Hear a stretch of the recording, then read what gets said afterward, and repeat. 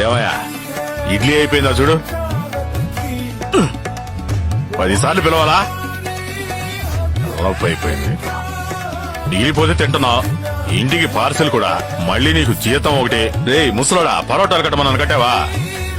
సోంబేరి నాకే తగులుతారు. అన్నా కర్రీ ఇవ్వండి అన్నా.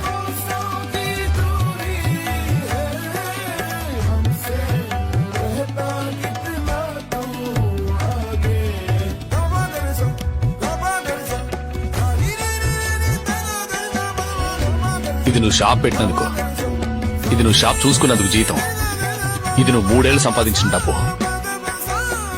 ఇది తీసుకుని షాప్ ఇచ్చేసి బయలుదేరా. రేపు ఉదయం మాట్లాడదామా? ఇప్పుడే చెప్పు, లేదంటే వెళ్తాను. ఉండవయ్యా. నీకు కావాలా వద్దా? అయితే బయలుదేరు.